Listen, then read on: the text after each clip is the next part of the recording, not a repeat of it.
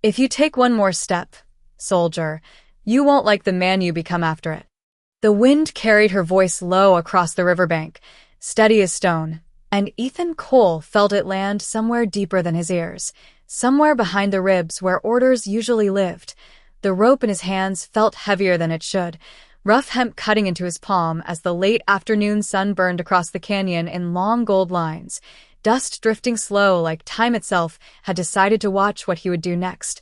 She stood there, wrists bound, chin lifted just enough to meet his eyes without defiance, without fear, and that was the part that unsettled him, not the silence of the Apache hills behind her, not the distant shapes of his unit waiting on higher ground. Rifles resting easy like this was just another task to finish before supper, but her calm, like she already knew the ending and was only waiting to see if he would catch up to it.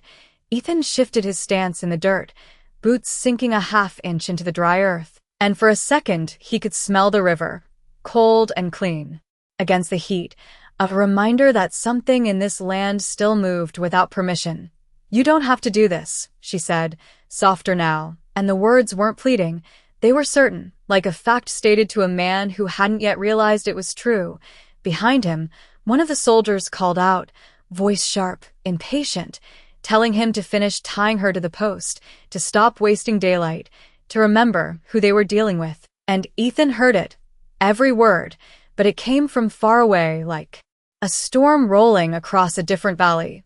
He looked at her hands again, the way the rope pressed against her skin, not struggling, not pulling, just waiting, and something about that stillness pulled at a memory he hadn't asked for. 24 hours earlier the sky had been black with storm clouds, rain hitting hard enough to sting, and he had been alone, separated from his unit, horse gone, rifle soaked, trying to find his way through a canyon that didn't care if a man lived or disappeared. He remembered the sound first, not thunder, not wind, but footsteps behind him.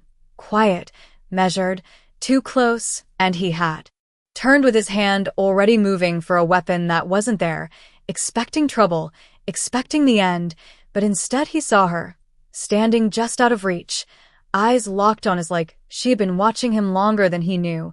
She hadn't spoken then, just stepped closer, slow, deliberate, and when his knees gave out from exhaustion and the cold crept into his bones, it was her hands that caught him before the ground did. Back on the riverbank, Ethan swallowed, the dryness in his throat sharp as gravel, and he tightened the knot just enough to make it look right, to make it look like he was doing what was expected, because up on that ridge there were eyes, and those eyes didn't care about storms or memories or the quiet way a stranger had kept him alive through a night that should have taken him. "You see them?" she asked, her gaze flicking briefly toward the ridge where the silhouettes of his fellow soldiers stood against the sky, unmoving, waiting. Ethan didn't answer, but his jaw tightened, and she nodded like that was answer enough. "They think they know what happened," she continued, her voice barely above the sound of water moving over stone. "And maybe you do too." She paused, just long enough for the wind to slip between them, carrying the scent of sage and wet earth. "But truth doesn't shout out here. Soldier, it waits." Ethan let out a breath he hadn't realized he was holding, slow, controlled, the way he had been taught, the way a man keeps himself steady when everything around him starts to shift. He glanced back once more at the ridge, at the men who trusted him to follow orders, to be simple in a place that punished hesitation. Then he looked at her again, really looked this time, at the faint trace of mud along her sleeve, the small cut near her wrist that hadn't come from him, the kind of detail a man only notices when he's no longer certain of the story he's been told. The sun dipped lower, casting longer shadows that stretched across the riverbank like fingers reaching for something unfinished, and for a moment the world narrowed to the space between them, a soldier and a woman he was supposed to see as the enemy, bound together by a rope that suddenly felt less like control and more like a question he didn't yet know how to answer. Somewhere behind him a voice called his name again, louder this time, sharper, and Ethan Cole realized that whatever he chose next wouldn't just decide her fate, it would decide the kind of man he carried with him long after this dust settled, long after the river forgot their footprints, long after the war stopped making sense. If it ever had at all. The rope held, but his certainty did not, and Ethan Cole felt that shift settle into his bones the same way the cold had settled into him the night before, quiet, persistent, impossible to ignore. The soldier on the ridge called his name again, sharper this time. A reminder that hesitation had a cost out here, measured not in seconds, but in reputation, in trust, in the thin line that kept men from questioning each other when the land itself already did. Ethan turned slightly, just enough to show he had heard, just enough to buy himself a moment more, and when he looked back at her, she had not moved, not even an inch, as if the world could spin and she would remain exactly where truth placed her. "You are thinking about the storm," she said, her voice low, steady, and he felt it again. That quiet way she stepped into his thoughts without asking permission, without needing to. He did not answer, but something in his eyes must have shifted because she gave a small nod, like a teacher watching a student finally see the shape of a lesson. The river moved beside them, a steady sound, not loud, not soft, just constant, and Ethan realized it had been there the whole time, through orders, through voices, through the tightening of rope and the tightening of his chest, something that did not change no matter what men decided to do along its edge. "You were not supposed to live through that night," she continued, not accusing, not proud, simply stating what the land itself might have said if it had a voice, and Ethan's jaw tightened because he knew that much was true. He remembered the way his hands had gone numb, the way his breath had come shallow, the way the canyon had seemed to close in, walls rising like judgment on either side. And then her, appearing not like rescue, not like mercy, but like something older, something that had always been there waiting for a moment like his. "Why did you help me?" he asked finally, the words coming out rough and used, like a tool he had not needed until now, and she watched him for a long second before answering, her gaze steady, unflinching. "Because you were there," she said, and that was all, no explanation, no condition, just a simple truth that did not bend to the weight of uniforms or histories or the long list of reasons men gave each other for why they deserved or did not deserve to be saved. Behind him, boots shifted on the ridge, the faint scrape of leather and metal carried down by the wind, and Ethan could feel the patience of his unit thinning, stretching tight like a wire ready to snap. He should finish this, he knew that, should step back into the version of himself that did not ask questions, that did not look twice at the person tied to a post, but that version felt further away now, like something he had worn for too long and was only just noticing the weight of. "They think I found you hiding near the river," he said, more to himself than to her, piecing together the story that had been handed to him the moment they rode in, the moment they saw her alone and decided what that meant. "They think you were watching us," he added, and this time there was a hint of something in his voice. Not doubt exactly, but the beginning of it. She tilted her head slightly, considering him, and for a moment the wind caught a loose strand of her hair, lifting it just enough to reveal the small mark near her collar, a simple shape carved into leather hanging from a thin cord, something he had seen before, though he could not yet place where. "And what do you think?" she asked, and there it was again. That question turned back on him, not with force, not with challenge, but with a kind of patience that made it harder to ignore. Ethan looked at the rope in his hands, at the way it circled her wrists, at the knot he had tied himself, and he felt the weight of it differently now, not as duty, not as control, but as a choice that was still being made, still unfolding in real time. "I think," he started, then stopped, because the truth was not something he was used to saying out loud, not in a place where men survived by keeping things simple, by drawing lines and staying on the right side of them. The soldier on the ridge called again, louder, and this time there was an edge to it, a warning wrapped in a name, and Ethan knew he was out of time, at least in their eyes. He stepped back half a pace, enough to be seen, enough to look like he was preparing to finish what he had started, but instead of tightening the rope further, he adjusted it, just slightly, loosening it by a fraction that no one up there would notice, a small change, almost nothing, but it felt like the first honest thing he had done all day. She noticed, of course she did, her eyes flicking down for a brief second before returning to his. And there was no smile, no relief, just a quiet acknowledgement, like two people standing at the edge of something neither had named yet. "You cannot carry both worlds forever," she said, her voice barely above a whisper now, meant only for him, and Ethan felt that land harder than any order, because he knew she was right, knew that something in him was already shifting, already choosing, even if he had not yet found the words for it.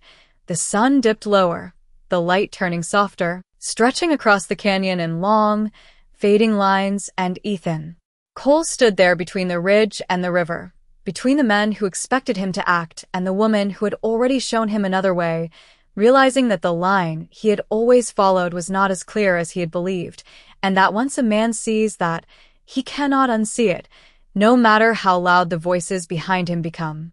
The light shifted again, softer now, the kind of light that made everything look honest whether a man wanted it to or not, and Ethan Cole felt the weight of that honesty settle into his chest as the sound of hooves began to move down from the ridge, slow at first, then steady, boots and leather and quiet authority coming closer whether he was ready or not. He did not turn right away. He did not rush, because something in him understood that whatever came next needed to be met without haste, without the old instinct to react before thinking, and when he finally looked over his shoulder, he saw Lieutenant Harris leading the descent, his posture straight, his gaze fixed, the kind of man who believed the world made sense as long as orders were followed exactly as given. The others followed behind him in a loose line, not tense, not careless, just certain, and that certainty pressed against Ethan like heat off the canyon walls. "Cole," Harris called out, not loud, but clear enough to carry, report, and Ethan nodded once, a simple motion, before turning back to the woman at the post, to Nayeli, though he had not spoken her name yet, only carried it in the quiet place where memory had placed it the night before. The distance between him and his unit closed to about 20 yards, close enough now that details sharpened.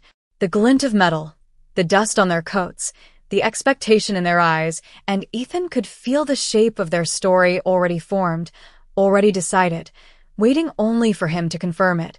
He rested his hand lightly against the rope again, not tightening, not loosening, just touching it as if it were something that might answer if asked the right question.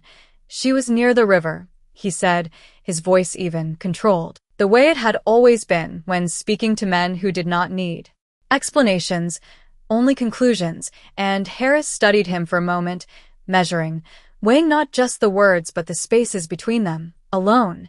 Ethan added, and that was true, at least in the way the soldiers understood truth, in the way it fit neatly into a report, and did not ask for anything more. Harris nodded slowly, his gaze shifting to Nayeli, taking in her stillness, her silence, the way she met his eyes without lowering hers, and something in his expression tightened just a fraction. Not doubt, not yet, but awareness of something that did not match the story as cleanly as it should. "You question her," Harris said, not as a suggestion, but as a continuation of what was expected, and Ethan felt that familiar pull again, the path laid out clear, simple, the kind that required no thought beyond the next step. He stepped closer to her, close enough now to see the fine dust along her cheek, the steady rise and fall of her breath, the small movement of that leather cord at her neck as the wind brushed past, and when he spoke his voice was lower, meant for her, though the others could hear if they chose to listen. "What were you doing here?" he asked, the words shaped to sound like duty, but carrying something else beneath, something that asked for more than an answer, something that asked for truth. Nayeli looked at him, not past him, not through him, but directly at him, and for a moment the sounds of the canyon seemed to fall away, leaving only the space between them. "Watching the river," she said, simple, unadorned, and a few of the soldiers behind Harris shifted, a faint ripple of impatience moving through them like wind through grass. Harris stepped closer, closing the distance to 10 yards, his boots leaving shallow marks in the dirt, each step deliberate, each step reinforcing the order of things as he understood them. "And why would you do that?" He pressed, his tone calm, but firm, the tone of a man who believed answers existed and only needed to be uncovered. Nayeli did not look at him. She kept her eyes on Ethan, and when she spoke again it was still to the soldier who had asked, even if the question had come from another. "Because it does not lie," she said, and there was a pause, a small one, but enough for the words to settle. Enough for them to mean something more than they appeared to. Ethan felt it again, that shift, that quiet disruption of the simple lines he had followed for years, and he knew Harris felt something too, because the lieutenant's jaw tightened slightly, the kind of reaction that came when a conversation moved somewhere unexpected.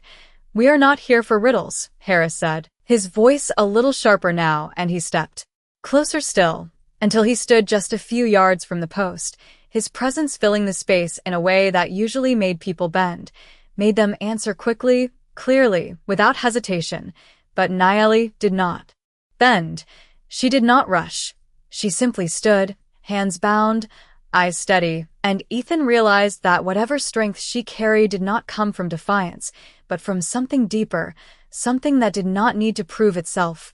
"Untie her," Harris said suddenly, the command cutting clean through the moment, and for a second Ethan did not move, not because he had not heard, but because the order did not land where it should, did not settle into place the way it always had. Harris's gaze snapped back to him, sharp now, expectant, and Ethan felt the weight of every eye on him, the silence stretching tight as wire again. "We will question her properly," Harris continued, and there was no mistaking the direction of that statement, no ambiguity in what came next. Ethan looked at the rope, at the knot he had tied, at the small space he had left, barely enough to matter, and then he looked at Nayeli, and in her eyes he did not see fear. He did not see pleading, he saw recognition, like she understood exactly where this path led, exactly what choice stood in front of him now. The wind moved through the canyon once more, carrying dust and the faint scent of water, and Ethan Cole realized that the moment he had been delaying had finally arrived, not with noise, not with force, but with a simple command and the quiet understanding that following it would be easier, but not the same as being right. "Untie her," Lieutenant Harris repeated, and this time there was no space left in the words, no room for interpretation, only expectation, and Ethan Cole felt every pair of eyes settle on him like weight pressing down from all sides. The rope in his hands seemed to tighten on its own, rough fibers biting into his skin, as if reminding him that choices were not made in comfort out here. They were made in moments like this, when silence stretched too long and men started to notice.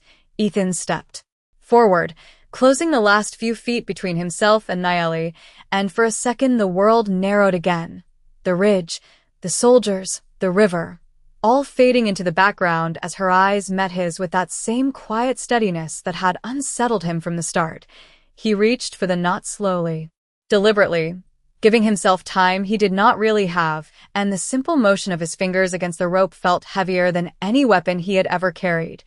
"Careful, Cole," one of the men behind Harris muttered, not loud, but sharp enough to cut through the air, and Ethan heard the warning beneath it, the unspoken line that men like them did not cross without consequence.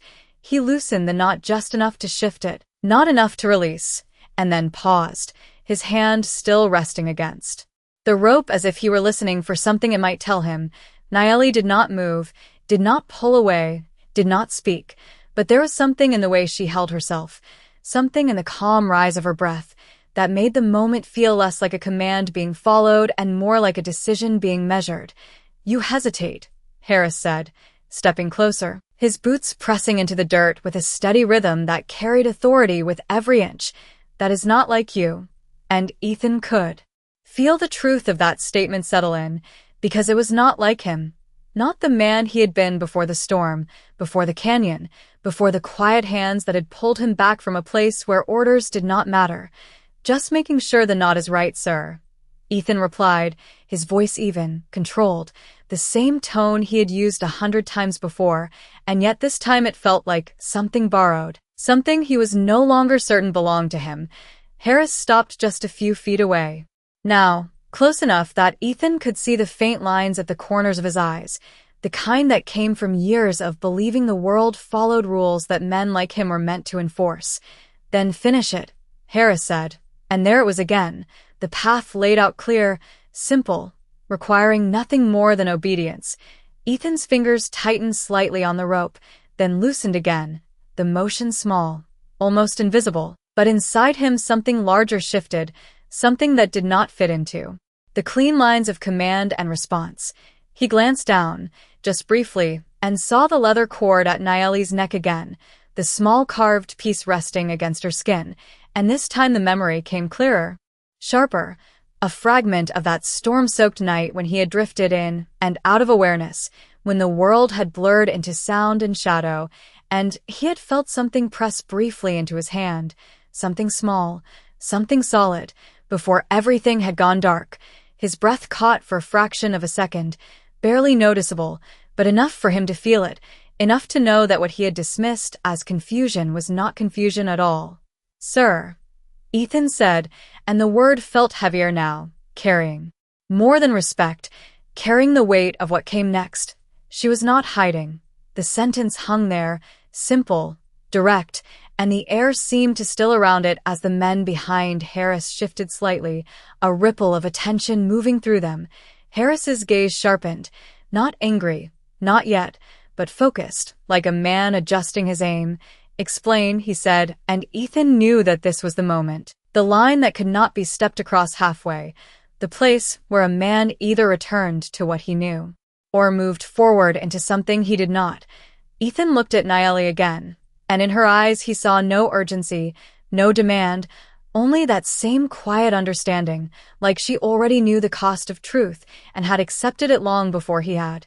The river moved beside them, steady, unchanged, and Ethan drew in a slow breath, the dry air filling his lungs as he straightened his posture, not in defiance, not in challenge, but in clarity. "She was there before we arrived," he continued, choosing each word with care, "and she did not run." Another small truth, another piece placed where it could not be ignored. Harris studied him for a long second, the silence stretching again, but this time it felt different, less like pressure and more like something being weighed, measured against expectations that no longer aligned as easily as they should. "That does not change what she is," Harris said finally, his voice firm, returning to the structure that had always guided him, and Ethan felt the familiar pull of that structure, the ease of stepping back into it, of letting it carry the weight, so he did not have to. But then he looked at the rope again, at the knot still waiting in his hands, and he understood that some things could not be handed back once they had been seen clearly. He exhaled slowly, and without looking away from Naeli, without announcing it, without making it a spectacle, he loosened the knot just a little more, enough that the tension in the rope eased, enough that the line between restraint and release began to blur, and in that small, quiet motion, something shifted that no order could undo, no command could fully reclaim, because out here, in the space between men and truth, the smallest choices often carried the heaviest consequences. "That does not change what she is," Harris repeated, his voice firm, and the words settled over the group like dust that refused to lift. But Ethan Cole did not move the way he would have before, did not step back into that certainty, because something in him had already shifted beyond it.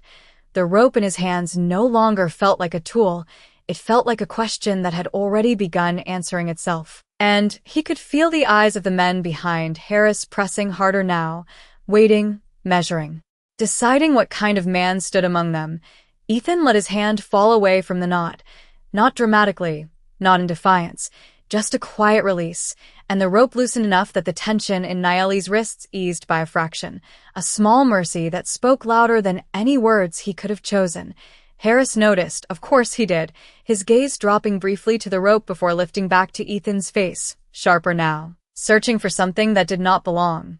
"You are forgetting your place," Harris said, and there was no anger in it yet, only warning, the kind that came before decisions were made permanent. Ethan shook his head slightly, slow, deliberate, as if correcting not the lieutenant but something inside himself. "No, sir," he said, his voice steady. "I am remembering it." And the difference between those two things hung in the air, subtle but undeniable. A faint murmur moved through the soldiers behind Harris, not loud, not open, but present, like wind brushing through dry grass, and Ethan could feel the line between them shifting, not broken, not yet, but no longer as solid as it had been. Naeli remained still, her posture unchanged, her eyes on Ethan, and in that silence there was no gratitude, no relief, only recognition, like She had seen this moment long before he had reached it. The river continued its quiet movement beside them, steady, indifferent, and Ethan found himself listening to it again. To that constant sound that did not change for men or orders or the stories they told themselves to make sense of what they were doing. "She saved my life," Ethan said then, the words. Simple, direct, and for the first time there was no effort to shape them into something acceptable, no attempt to soften their impact, just truth laid bare in the open air. The reaction was immediate, not loud, but sharp, a shift in posture, a tightening of attention, the kind of change that happened when a single sentence disrupted everything that had been assumed. Harris held his gaze, unblinking, and for a moment the canyon felt smaller, the space between them narrowing to something that could not be ignored. "You're certain?" Harris asked, and it was not a question seeking information. It was a final chance, a line drawn clearly for Ethan to step back across. Ethan nodded once, firm, without hesitation this time, and that was enough. The silence that followed was different from before, heavier, more defined, like the moment before a storm decides whether it will break or pass. Harris exhaled slowly, his shoulders settling as if absorbing the weight of what had just been said. And when he spoke again, his voice had changed, not softer, not kinder, but carrying something new, something that suggested the world he believed in had just been forced to make room for something it had not accounted for. "Untie her completely," he said, and this time the command did not carry the same edge, did not press in the same direction, and Ethan moved without hesitation, his fingers working the rope free in a smooth, practiced motion until it fell away entirely, leaving Nayeli standing unbound in the fading light. She did not step back, did not rush. She simply flexed her hands once, slowly, as if feeling the absence of restraint, and then she looked at Ethan again, and in that look there was something different now, not just recognition, but the beginning of something that had not yet found its name, something quiet, steady, and stronger than either of them had expected when this moment first began. The rope fell silent against the dirt, and with it something unspoken settled over the group, not relief, not tension, but a kind of quiet recalibration that none of the men had prepared for. Ethan Cole stepped back half a pace, giving space without retreating, and for the first time since the canyon had drawn them together, there was nothing between him and Nayeli but air and the fading light of day.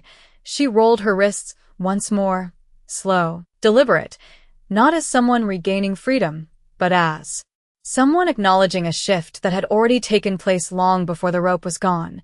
Lieutenant Harris watched her closely, his posture unchanged, but his eyes no longer carried the same certainty, and when he spoke, his voice was measured, careful, as if each word now required more weight than before. "If what he says is true," Harris began, his gaze flicking briefly toward Ethan before returning to Nayeli, "then you had reason to leave him there," and the statement hung in the air, not an accusation, not a test, but an opening, small and uncertain. Nayeli tilted her head slightly, considering the words, and for a moment the only sound was the river moving steadily beside them, a reminder that the world did not pause for men trying to understand it. "I did," she said simply, and a few of the soldiers shifted again, the honesty of it cutting cleaner than any denial could have. Harris narrowed his eyes just slightly, not in anger, but in thought. "Then why did you not?" he asked. And this time the question carried something different, not command, not expectation, but curiosity that had slipped in where certainty used to stand. Nayeli glanced briefly at the water, then back at Ethan, and when she spoke her voice was softer, but no less steady, "Because he did not belong to the storm," she said, and the answer did not explain itself, did not bend into something easier to accept. It simply existed, waiting for those who heard it to decide what it meant. Ethan felt that sentence settle into him, not fully understood, but recognized, like something he had always known but never put into words. One of the younger soldiers behind Harris let out a quiet breath, almost a laugh, quickly stifled, the kind of reaction that came when something did not fit into the shape of what they had been taught. Harris did not react to it. His attention remained fixed, weighing, adjusting, and after a moment he nodded once, slowly, as if accepting not the explanation, but the fact that it had been given without fear or hesitation. "You will come with us," he said, and the words were firm, but they no longer carried the same edge, no longer implied judgment already decided, only a continuation of what needed to be understood. Nayeli did not resist, did not argue. She simply inclined her head slightly, a gesture that was neither agreement nor submission, just acknowledgement. Ethan watched her, watched the way she accepted the movement of events without losing herself within them, and he realized that whatever strength she carried did not come from standing against the world, but from standing within it without bending. Harris turned then, signaling the men to prepare, and the group began to shift, boots moving, reins adjusting, the familiar sounds of motion returning to the canyon as the moment gave way to what came next. Ethan remained where he was for a second longer, the dust settling around his boots, the river still speaking its quiet truth beside him, and he understood that something had already changed, not just in what had happened, but in how he would carry it forward. Nayeli stepped past him then, not close enough to touch, not distant enough to ignore, and as she moved by she spoke, low enough that only he could hear. "Now you see," and the words were not a question, not even a statement, but something in between, something that acknowledged the space he now stood in. Ethan did not answer, not because he had nothing to say, but because for the first time, silence felt like the only honest response, and as he turned to follow the others, he knew that whatever path lay ahead would no longer be as simple as the one he had walked before. The group moved out just as the last stretch of sunlight slipped behind the canyon walls, turning the sky into a dim wash of amber and gray, and the temperature dropped enough that breath began to show faintly in the air. Horses shifted under the weight of saddles, leather creaking softly as the soldiers formed a loose line along the narrow trail that followed the river, their movement practiced, familiar, yet quieter than usual, as if something unspoken had settled among them. Ethan Cole rode near the middle, his posture steady, but his attention no longer fixed ahead the way it had always been, instead drifting, returning again, and again to the presence moving just a few feet to his right. Nayeli walked rather than rode, her pace even, unhurried, as though the path belonged to her more than to the men who traveled it with purpose and orders. No one had offered her a horse, and she had not asked, and somehow that absence spoke louder than any gesture could have. Lieutenant Harris led from the front, his silhouette straight against the fading light, a man still holding the shape of command even as the ground beneath that certainty shifted in ways he had not yet named. The river stayed close beside them, its steady movement a quiet companion to the rhythm of hooves and footsteps, and every now and then the wind would carry up the scent of water and stone, cooling the edge of the long day. "Keep the line tight," Harris called back once, not sharply, just enough to remind the men that whatever had happened behind them did not change the fact that they were still moving through uncertain land. Ethan nodded instinctively, though the order was not directed at him alone, and he adjusted his reins slightly, guiding his horse into a steadier rhythm. Beside him, Nayeli stepped over a patch of uneven rock without breaking stride, her movement smooth, grounded, and Ethan found himself watching the way she navigated the terrain, not carefully, not cautiously, but with a quiet familiarity that made the land seem less hostile, less foreign. "You are walking too close to the edge," he said after a while, his voice low, meant only for her, and she glanced at him briefly, before looking back to the path ahead. "There is no edge," she replied, her tone calm, and for a moment he almost argued, almost pointed out the drop just a few yards to their side, the steep slope that would not forgive a misstep, but something in the way she said it made him pause. He followed her gaze instead, letting his eyes trace the line of the canyon, the way the shadows settled into its curves, the way the river continued without hesitation, and he realized she was not speaking about the ground beneath their feet. The silence that followed was not uncomfortable, not strained, just present, like the space between breaths, and Ethan found that he did not feel the need to fill it the way he once would have. Behind them, one of the soldiers cleared his throat, then spoke quietly to another, their voices low, cautious, as if unsure how much of this new stillness they were allowed to disturb. "You trust them too easily," Nayeli said after a while, her voice carrying just enough to reach him without drawing attention from the others, and Ethan let out a slow breath, considering the words before answering. "I was taught to trust the men beside me," he said, and she nodded slightly, not in agreement, but in understanding. "And what were you taught about those who stand across from you?" she asked, and that question lingered longer, settling into the spaces he had not examined closely before. Ethan shifted in the saddle, the leather creaking softly beneath him, and for a moment he did not answer, not because he did not know, but because the answer no longer felt as certain as it once had. "That they were not like us," he said finally, and even as the words left his mouth, he could hear the distance in them, the way they belonged to a version of himself that felt further away with every mile they traveled. Nayeli did not respond right away. She simply continued walking, her step steady, her gaze forward, and then, after a few seconds, she spoke again, softer. "This time, and now?" she asked, and the question was simple, but it carried weight far beyond its few words.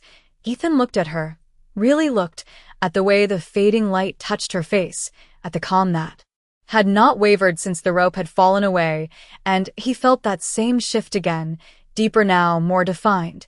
He did not answer out loud, not because he was avoiding it, but because the truth was still forming, still finding its shape within him, and some things, he was beginning to understand, could not be spoken before they were fully seen. The trail curved ahead, disappearing into a darker stretch of canyon where the light no longer reached, and as the group moved toward it, the distance between what Ethan had believed and what he was beginning to understand grew wider, not with force, not with conflict, but with quiet, steady change that no command could reverse once it had begun. By the time the canyon swallowed the last trace of daylight, the group slowed, not by command, but by instinct, the kind that came from years of moving through land that did not forgive carelessness. Lieutenant Harris raised a hand, and the line came to a quiet halt near a bend where the river widened just enough to catch the faint reflection of the rising moon, pale and distant above the canyon rim. "We stop here," he said, his voice low but carrying, and the men moved with practiced ease, dismounting, loosening reins, checking saddles, each motion familiar, controlled. Yet tonight there was less talk, fewer careless remarks, as if the silence from earlier had followed them into the dark. Ethan Cole slid from his horse, boots hitting the ground with a soft thud, and for a moment he stood still, letting his eyes adjust, letting the quiet settle around him. A small fire was started, not large, just enough to push back the chill that crept in with the night air, its light flickering across faces that looked different now, not in shape or form, but in the way they held themselves, more aware, less certain. Nayeli remained at the edge of the camp, near the river, her silhouette outlined by the faint glow of water and moonlight, separate but not distant, as if she had chosen a place where both worlds could still be seen. Ethan watched her for a moment before stepping closer, not directly beside her, but near enough that his presence would not startle, and the sound of the river filled the space between them, steady, unchanging. "They will watch you," he said quietly, his voice carrying just enough to reach her without drawing the attention of the others, and she nodded once, her gaze still on the water. "They should," she replied, and there was no resistance in her tone, no frustration, just acceptance, as if being watched was no different than being judged, something she had known long before this night. Ethan shifted his weight slightly, the ground cool beneath his boots, and he found himself looking at the reflection of the fire in the river, small points of light moving with the current, never staying in one place long enough to be held.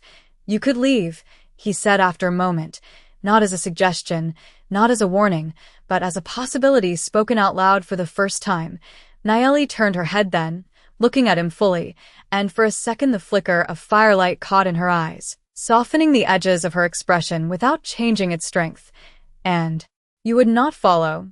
she asked, and the question was simple, but it carried more weight than any command he had been given that day.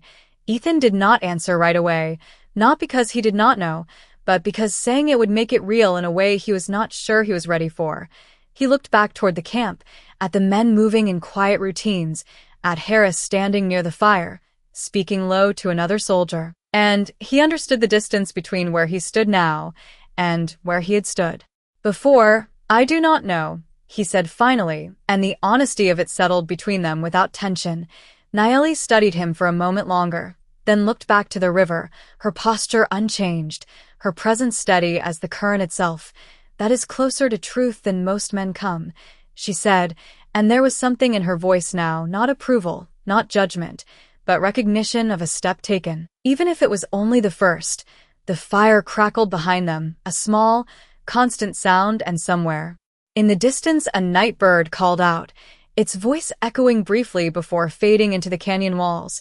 Ethan let out a slow breath, the cool air filling his lungs, and for the first time since the rope had fallen away, he felt something unfamiliar settle in his chest, not certainty, not peace, but a kind of quiet awareness that whatever path he chose next would not be decided by orders alone.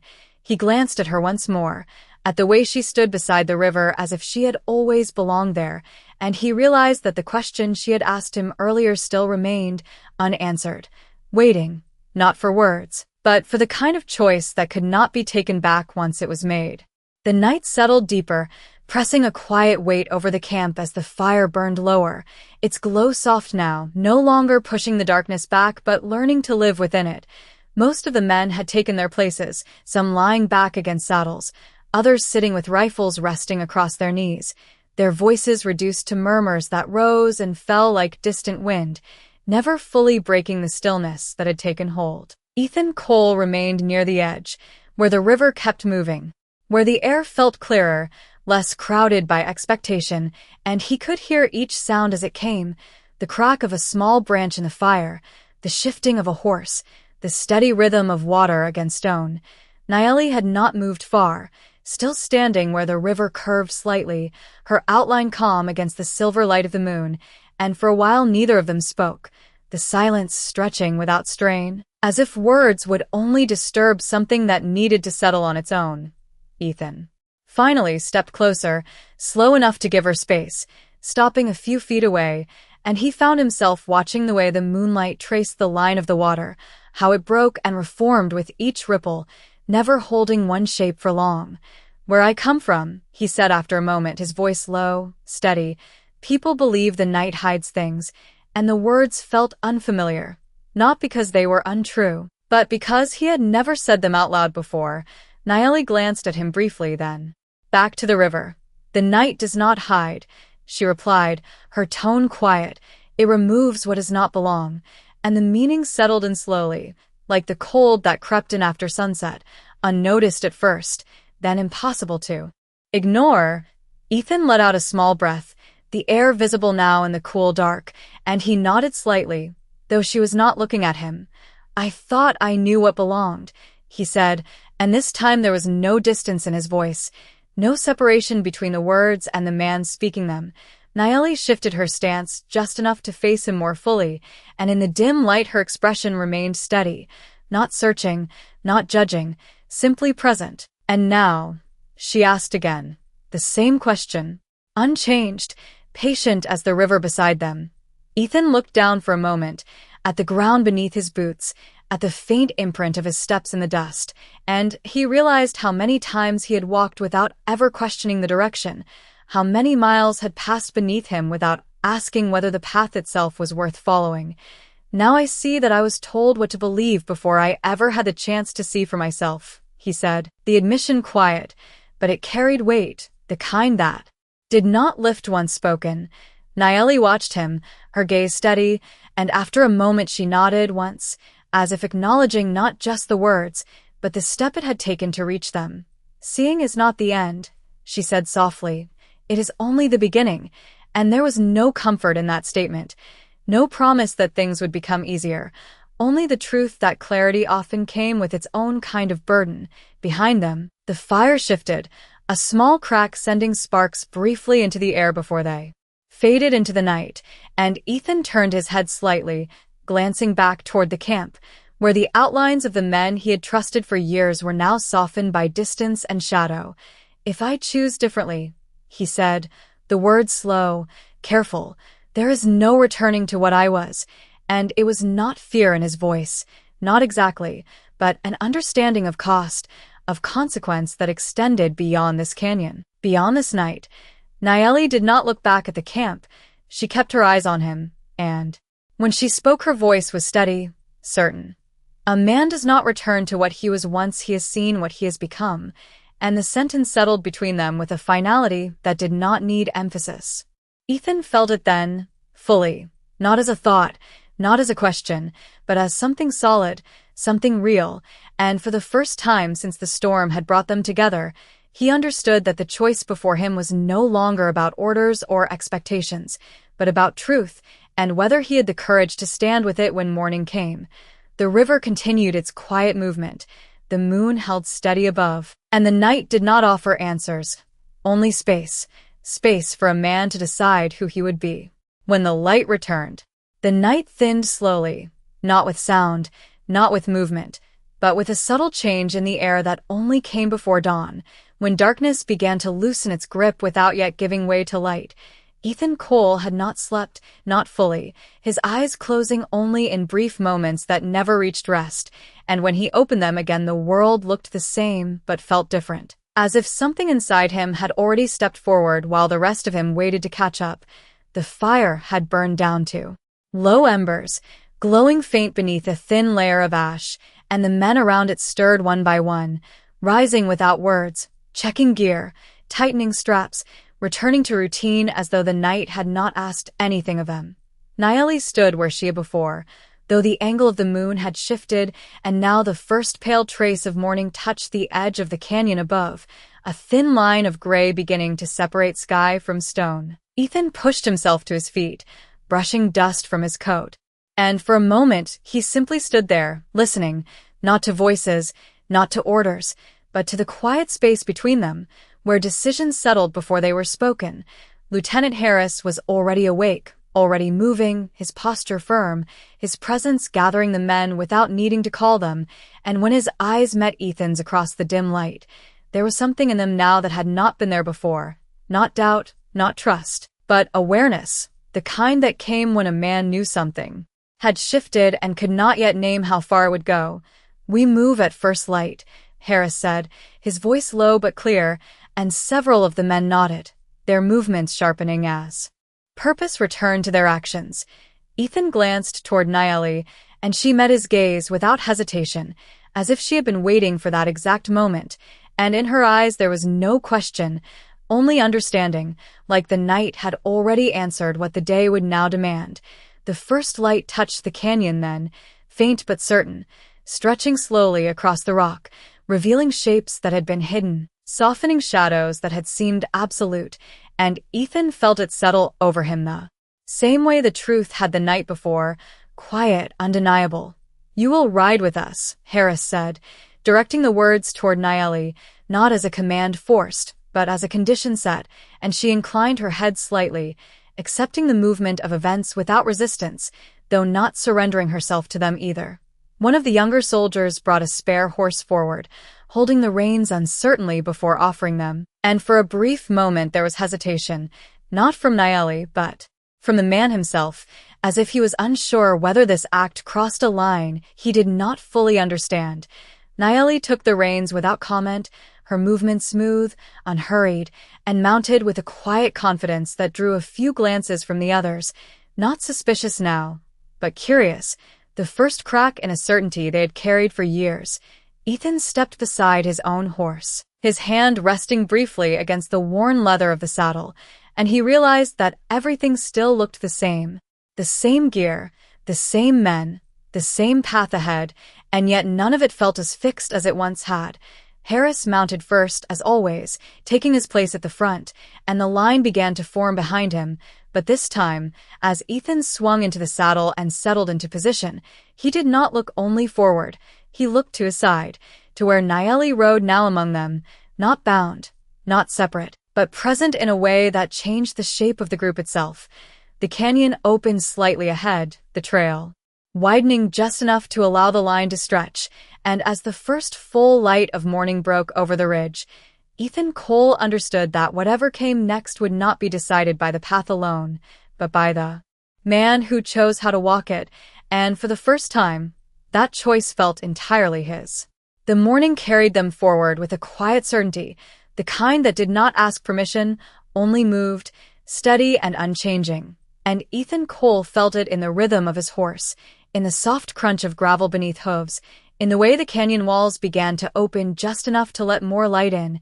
The air was cooler now, cleaner, and every detail seemed sharper, as if the world itself had decided it was time to be seen clearly. The line of riders stretched out along the trail, no longer tight, no longer compressed by the narrow pass, and with that space came something else, a shift in how the men held themselves, less rigid, less certain of where the edges truly lay. Nayeli rode beside him without speaking, her posture steady, her gaze forward, and yet her presence felt louder now, not because she demanded attention, but because she no longer needed to. Ethan found himself noticing small things, the way her hands rested lightly on the reins, the way she guided the horse, without force, as if understanding it rather than controlling it, and he realized that what he had once mistaken for difference now revealed itself as something else entirely. Ahead, Lieutenant Harris raised a hand, signaling a slower pace as the trail curved toward a wider stretch of land where the canyon gave way to open ground, and the group adjusted without question, though the silence between them had taken on a different weight, less about obedience, more about awareness. "We will reach the outpost by noon," Harris said, his voice carrying back along the line, and the word outpost settled into Ethan's chest heavier than expected, because it was not just a destination, it was a return to structure, to rules, to a world that would not bend as easily as this canyon had. Ethan glanced sideways at Nayeli, and she must have felt the shift in him because she turned her head slightly, meeting his gaze without hesitation. "That is where your path becomes clear," she said, her voice low, calm, and there was no question in it, only recognition of something already approaching. Ethan let out a slow breath, the air cool against his throat, and for a moment he said nothing, because the truth was already there, waiting, fully formed. "And yours?" he asked quietly, though he already knew the answer would not be simple. Nayeli looked ahead again, toward the widening horizon, where the land stretched out beyond the canyon's hold, and when she spoke her voice carried that same quiet certainty he had come to recognize. "Mine was clear long before I met you," she said, and there was no distance in her words, no attempt to separate what had been from what was now, only a steady line drawn through both. The trail leveled out as they moved forward, the ground less uneven, the sky opening above them, and with each step the sense of arrival grew stronger, not just in distance, but in consequence. One of the soldiers behind them spoke up, his voice uncertain, almost reluctant. "What happens when we get there?" And though the question was not directed at Ethan, it settled into him, as if it had been. Harris did not answer right away, his gaze fixed ahead, his posture unchanged, but after a moment he spoke, his tone measured. "We follow orders," and the words were familiar, expected, yet something in them no longer carried the same finality. Ethan felt it then, fully, not as a question, not as doubt, but as a realization that had been building since the riverbank, since the storm, since the moment he first saw her standing where she did not belong according to everything he had been taught. He straightened slightly in the saddle, not in resistance, not in defiance, but in clarity, and he understood that what waited at the outpost was not just a place, but a decision, one that would not be shaped by anyone else, no matter how many voices tried to claim it. Nayeli's presence beside him remained steady, unchanged, and as the open land stretched out before them, Ethan Cole realized that the distance between enemy and something else entirely had already been crossed, not with words, not with declarations, but with the quiet, irreversible act of seeing each other for what they truly were. The outpost came into view just past midday, rising from the open land like something built more from intention than belonging, a cluster of weathered wood and hard lines set against the endless stretch of dust and sky. Ethan Cole saw it before anyone spoke, the familiar shape pulling at something inside him that had once felt like certainty and now felt more like a test waiting at the end of a long road. The flag above the main structure moved lazily in the dry wind, its colors faded by sun and time, and the sight of it drew the line of riders into a tighter formation without command. Old habits returning as the space narrowed again, Lieutenant Harris straightened in the saddle, his presence sharpening as they approached, and the men behind him adjusted instinctively, reins tightening, posture aligning, as if stepping back into roles they understood without question. Nayeli rode beside Ethan, unchanged, her gaze steady on the structures ahead, not curious, not wary, simply aware. And that calm presence felt out of place here in a way that made everything else seem more rigid by comparison.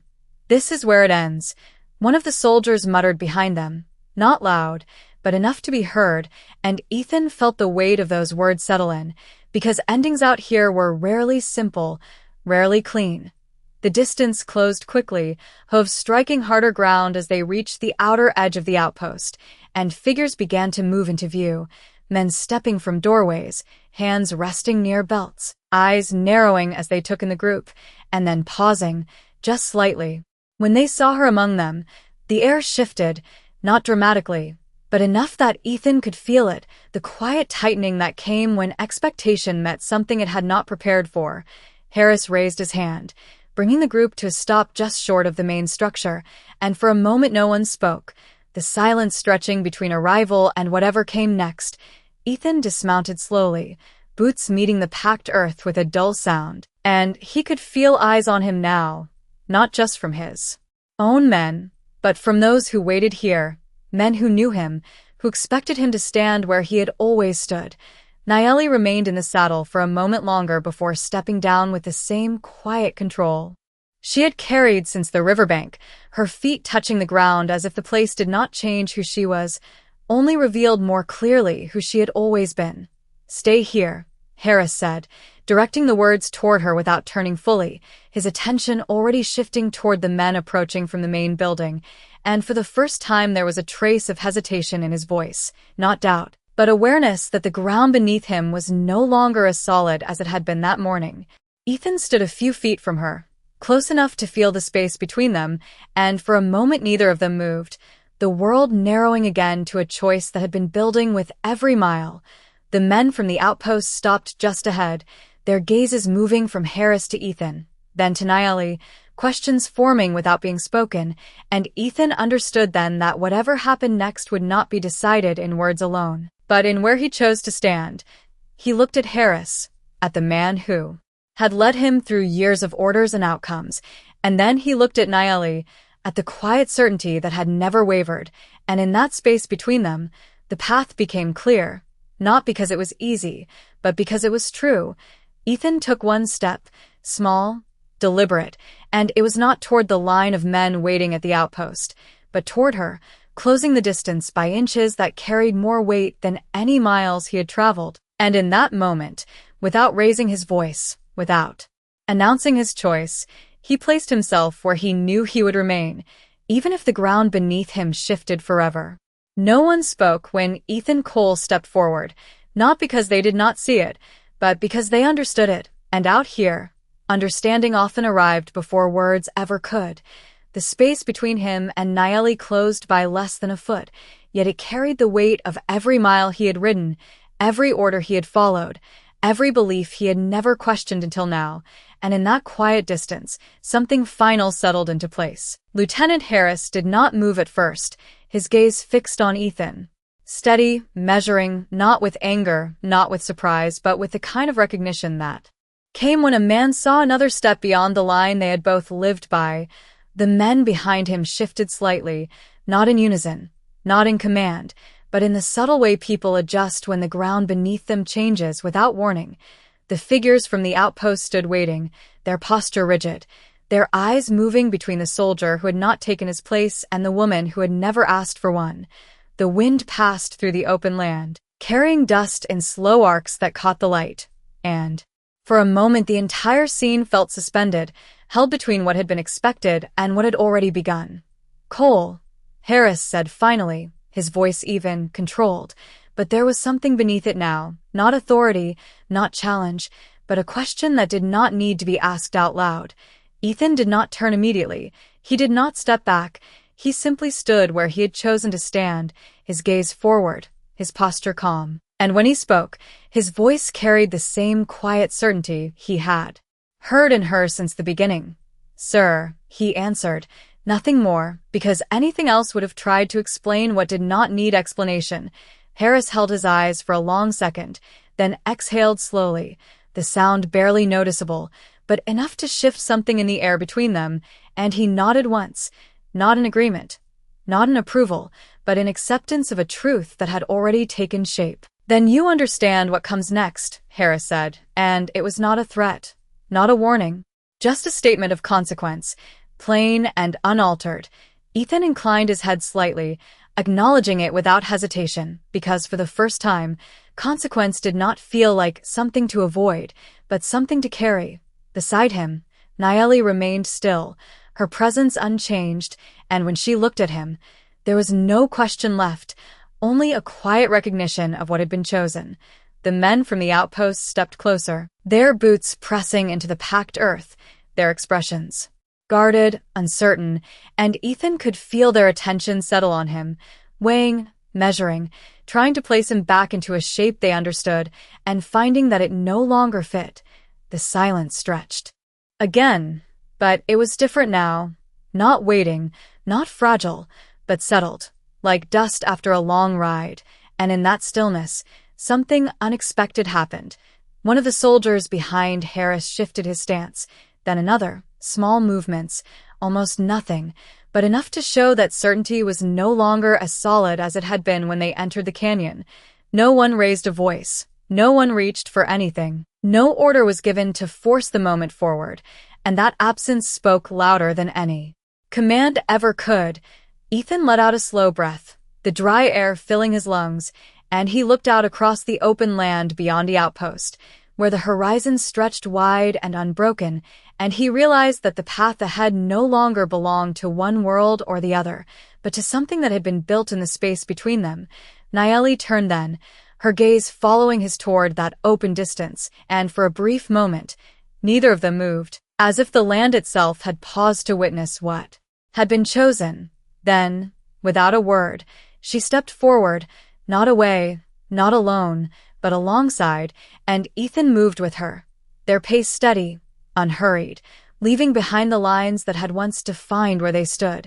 No one called after them, no one stepped in their way, and as the sound of their footsteps carried out into the open land, the outpost remained behind them, unchanged in structure, but altered in something deeper, something that would linger long after they were gone.